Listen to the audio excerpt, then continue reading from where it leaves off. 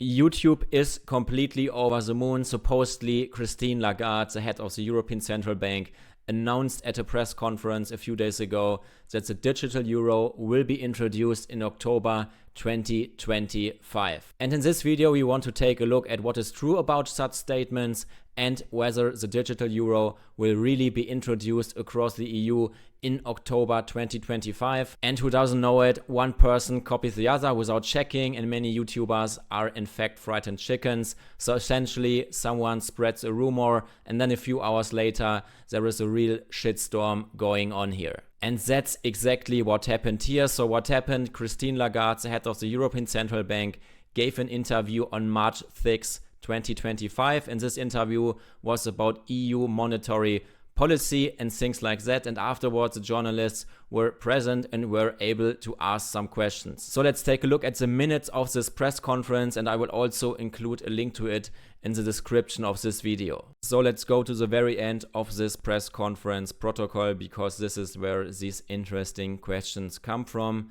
And essentially, the journalist is asking, and then my second question on the digital euro, because the Trump administration decided to stop the Federal Reserve's project on central bank digital currency, and it looks like the Fed might be on hold on the digital dollar for about 4 years.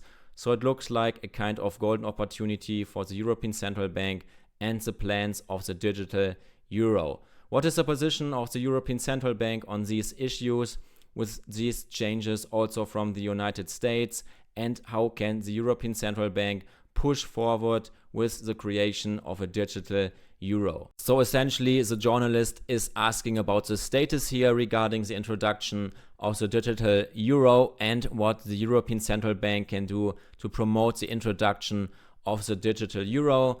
And then Lagarde's answer was published as a video on X and other media. So let's take a quick look at the press conference. So here is Christine Lagarde's answer. And hopefully campaigning enough with all the stakeholders, meaning European Parliament, meaning European Council, meaning European Commission, so that we can eventually, not put to bed, but put to reality this digital euro. The deadline for us is going to be October of 25, and we are getting ready for that deadline, but we will not be able to move unless the other parties, the stakeholders, as I call them, Commission, Council, and Parliament, actually complete the legislative process, without which we will not be able to move.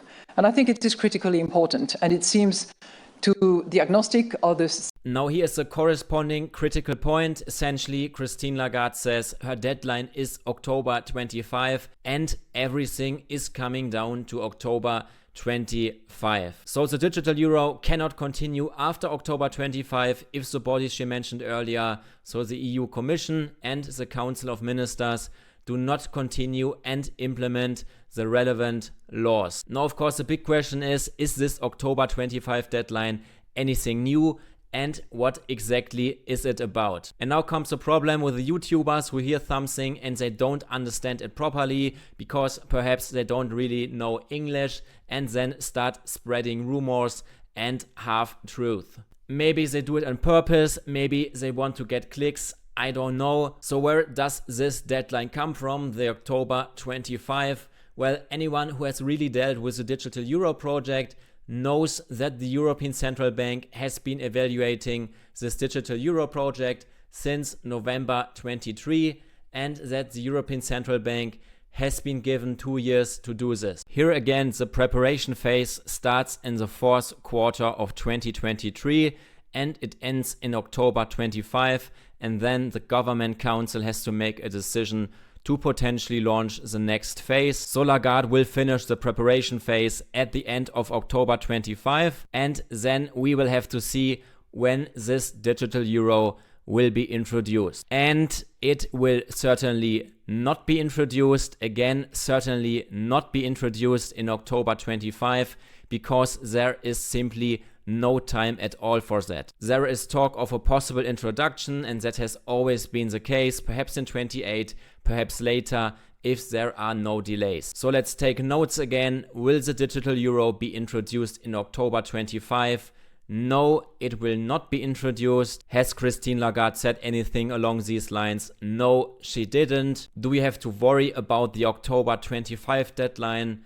Actually not. Nothing has changed. These are all deadlines we have known for years already. So what do I recommend? Choose wisely on YouTube, X, and whatever platform who you believe and who you follow. You can research the things I've introduced to you here within 10 minutes. You don't have to have a lot of experience with these topics. Let me say it very, very clearly. Of course, I consider the digital euro to be a big risk because of all the possibilities that digital central bank currencies offer here. I mean, it's very, very clear that the digital euro is a control instrument, and I would be surprised if it's not used as such once it's implemented. So of course you have to ask yourself how you can protect yourself from this digital euro. That is always my position. That was always my position. And there are various ways in which you can protect yourself. So until the digital euro is actually introduced, if I were you, I would focus on the real risks that are already known, measures that have already been announced by the EU, such as the Central EU Account Register that will be introduced in 2029. All the changes regarding anti-money laundering, and then of course also when it comes to crypto and so on and so forth. There are enough things, enough EU measures that are pretty frightening as far as I can tell. So again, yes, the digital euro is a problem in my opinion, and the best way to protect yourself from this is to educate yourself and to take steps that you can actually put into practice today to protect yourself and your assets. And examples include accounts abroad, second passports, additional residences, storage of precious metals abroad, immigration, and more. So if you want to prepare for this, get in contact with us and click on the first link in the description. We have been helping our clients for several years. We have contacts around the world and the knowledge. And with that said, I hope you enjoyed the video. Leave it a thumbs up, subscribe to our channel. See you in the next one. Bye.